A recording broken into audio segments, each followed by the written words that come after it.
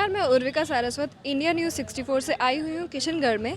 यहाँ पे कुछ लोग पेट्रोल पंप पर बढ़ते हुए दामों की वजह से धरने पर बैठे हुए हैं। तो आइए देखते हैं कि वो क्या उनकी मांग है और वो क्या चाहते हैं सरकार से। तो आइए बात करते हैं कांग्रेस के ब्लॉक अध्यक्ष जी से, उनसे उनके विचार जानते हैं। सर, आपका नाम बताइए। मेरा नाम उमेश यादव है और आज प्रदेश कांग्रेस कमेटी के आह्वान पर आउटरीच प्रोग्राम पूरे प्रदेश में चलाया जा रहा है, जिसके तहत माननीय प्रदेश अध्यक्ष जी के निर्देशानुसार आज हम पूरे प्रदेश में सभी पेट्रोल पंपों पर कांग्रेस पार्टी धरना दे रही है।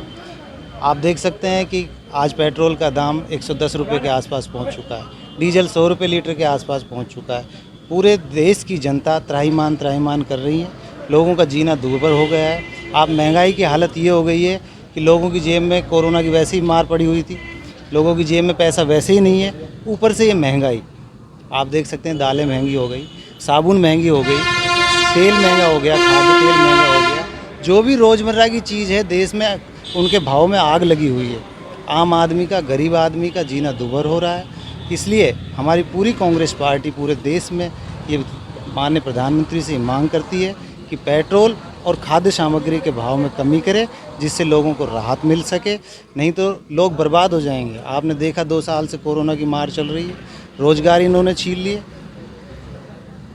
बाज़ारों में काम नहीं है, बाज़ारों में आदमी दिखाई नहीं देते हैं। ऊपर से आप देखिए रसोई गैस 1000 रुपये के लगभग होने को जा रहा है, उसके ऊपर इनका कोई ध्यान नहीं है। बीजेपी की सरकार का ध्यान कहाँ है? सिर्फ सरकार बनाने और सरकारें गिराने के ऊपर है, उसके अलावा आम जनता के ऊपर कोई ध्यान नहीं है। अच्छे दिन के वादे करके ये सरकार में आए थे, देश ने पूरे जोश के साथ इनको वोट दिया था कि अच्छे दिन लाएंगे, लेकिन वो सारे वादे झूठे हुए। आज जनता त्राहिमाम कर रही है और इनसे मांग करती है कि जल्द से जल्द अगर कुछ नहीं किया तो पूरी कांग्रेस पूरे देश में सड़कों पे जाएगी, संसद में जाएगी, हर जगह आंदोलन करेगी और जनता को इस तरह मरने नहीं दिया जाएगा। सर, आप हमें अपना नाम बताइए। मेरा नाम धीर सिंह है, वैसे धीरू भाई के नाम से मेरे को जानते हैं। अलवर जिला राजमिस्त्री मजदूर यूनियन यानी श्रम प्रकोष्ठ का जिला अध्यक्ष हूँ कांग्रेस पार्टी का। और हाल ही कांग्रेस पार्टी के यहाँ विधायक जी के अनुमोदन पर राजस्थान सरकार ने मेरे को मनोनीत पार्षद बनाया है। लेबर डिपार्टमेंट में और लेबर से जुड़ा मेरा जीवन है। शुरू से मैं लेबर तबके से जुड़ा हूँ। मेरे फादर मजदूर थे, मेरे दादा मजदूर थे और मैं भी मजदूर हूँ। मुझे आज इस समय में जो ये इतना ज़बरदस्त भयंकर समय चल रहा है इस मोदी सरकार का, हर मजदूर रोड पर आया बैठा है। सुबह बेचारा बासी रोटी और एक प्याज की गंठी लेकर जाता है और वापस चलता काम नहीं मिल रहा। इतने ज़बरदस्त भुखमरी रोड पर देख रहे हैं हम, लोगों को मोबाइल छीन ले जाते हैं। जो मजदूर रोज रोटी के लिए आते हैं वो वापस चले जाते हैं। फैक्ट्रियों में मजदूर निकाल दिए गए, फैक्ट्रियाँ बंद कर दी गई। यानी अच्छे दिन के वादे करने वाले मोदी जी जो देश के प्रधानमंत्री बनकर बैठे हैं, इतनी हिटलरशाही तानाशाही चला रखी है, किसी की नहीं सुनते। किसान आंदोलन करके बैठे हैं, उनको 8 महीने हो किसानों को, किसी की नहीं सुनने वाले। तो मैं ये कहना चाहता हूँ आपके टीवी माध्यम से कि मोदी जी या तो आप समझ जाइए, जनता को देख लीजिए, नहीं तो आपकी संसद की ईंट से ईंट बजा दी जाएगी और पब्लिक रोड पर जाएगी। सर, आप हमें अपना नाम बताइए। मेरा नाम अभय सिंह यादव है। राजस्थान सरकार से किशनगढ़ बास नगर पालिका में मैं मनोनीत पार्षद हूँ। और मोदी सरकार ने महंगाई बहुत ज़्यादा बढ़ा रखी है। अनाज मंडी में मेरा आड़त का व्यापार है, व्यापार का काम करता हूँ। चने पे, दाल पे भी इन लोगों ने स्टॉक लिमिट लगा दी है, उससे व्यापारी किसान दोनों को भारी नुकसान हो रहा है। व्यापारी अपना माल बेच नहीं पा रहे हैं, किसानों का माल मंदा हो गया है। व्यापार में मोदी सरकार ने बहुत भारी नुकसान किया है। तेल है जो महंगा कर रखा है, आम आदमी की रोज़मर्रा की चीज़ें सारी महंगी कर रखी है। 2 साल से कोरोना काल चल रहा है।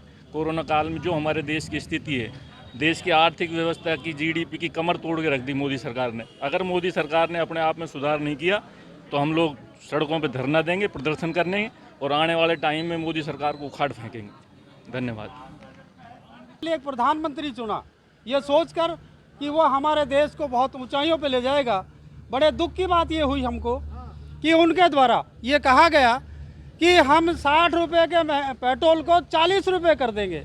मुझे वो दिन याद आते हैं कि रामदेव बाबा जब कहता था कि हम 35 रुपये में पेट्रोल दिलाएंगे आपको, आज वो 35 रुपये का नहीं 135 होने जा रहा है। बड़े दुख की बात है, डीजल महंगा हो गया, पेट्रोल महंगा हो गया, दालें 100-100 रुपये किलो हो गई, 200-200 किलो पर सरसों का तेल बिक रहा है।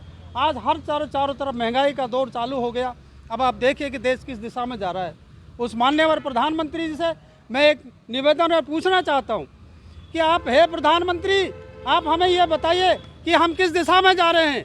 आपने हमारे जो एसएस बनाए थे, हमने जो एम्स बनाए, हॉस्पिटल्स बनाए, हमने जो रेल विभाग बनाया, हवाई जहाज बनाया, हमने दुनिया भर की चीज़ें बना के जात की कांग्रेस सरकार के 70 सालों में। आपने उसको एक एक को उसको लाइन पे लगा दिया, बेचना शुरू कर दिया। ऐसा देश में क्या अकाल आया था? क्या आपने सोचा था? हम आपको इस मंच पर ये बताता हूँ कि यदि वो 70 साल के अंदर हमारी कांग्रेस सरकार द्वारा ये असेस नहीं बनाए जाते, ये साधन मुहैया नहीं होते, तो देश बिल्कुल निराधार गर्त में चला जाता। हमारे देश की सैन्य शक्ति जो उन दिनों में बिल्कुल जीरो से हीरो बनाई, वो 70 सालों में हमारी कांग्रेस सरकार की देन है। आज मोदी जी कुछ भी नहीं, एक अड़ंगा बनाते हैं, भय पैदा कर देते हैं। पास में धरने पर बैठे हुए कुछ लोग जिनसे हमने अभी अभी बात करी और उनसे उनके विचार जाने। देश और दुनिया की बाकी खबरों के लिए देखते रहिए इंडिया न्यूज़ 64।